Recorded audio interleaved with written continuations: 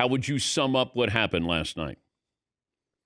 It was a defensive battle more than anything, really physical. Neither team shot the ball really well, but Michigan, even with the Axel Lindebord compromised with an injury, they were just too big and too strong. They dominated the paint. I haven't seen this very often, Dan, but in the first half, I can't remember the exact number. I think they scored 33 points, and all their points were either in the paint or from the free throw line. They didn't score a bucket outside the paint till about 14 and a half minutes to go in the game.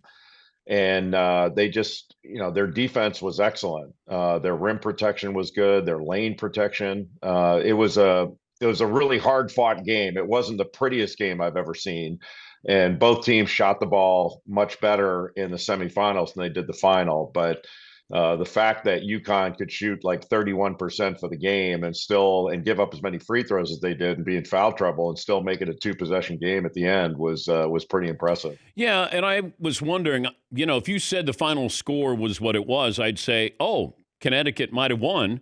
If it was going to be in the 80s, then I would say Michigan was going to win. Michigan proved that they could play in the 80s, play in the 60s, and getting the points in the paint. But Connecticut was always lingering there. Offensive rebounds kind of kept him in it. But and I also wondered about this after watching what Michigan did, what Illinois did. What is the blueprint now moving forward for building a championship caliber team?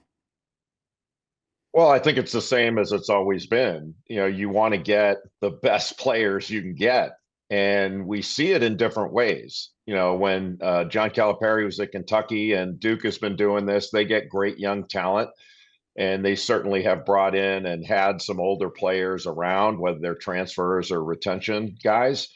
But it kind of depends on who you talk to. If a team wins with a group that they've had, that's the blueprint.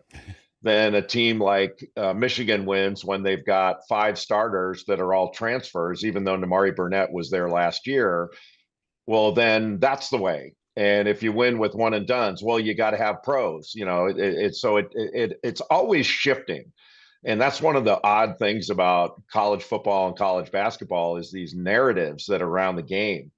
And the narrative now is it's all transactional, as if it wasn't transactional before. You had to sign a letter of intent. You were recruited and brought in, and there was a set of rules and all that. It was transactional then too. You can't have relationships. Well, every team that lost in the NCAA tournament was hugging each other and crying in the locker room.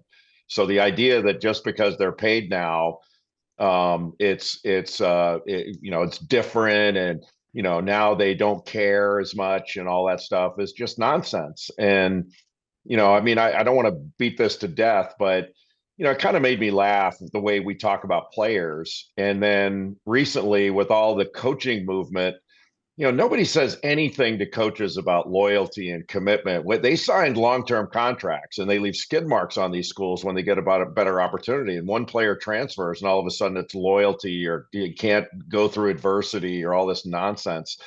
And I don't understand why we keep doing that. Maybe it makes us clutch our pearls and feel better, but we need to stop doing that.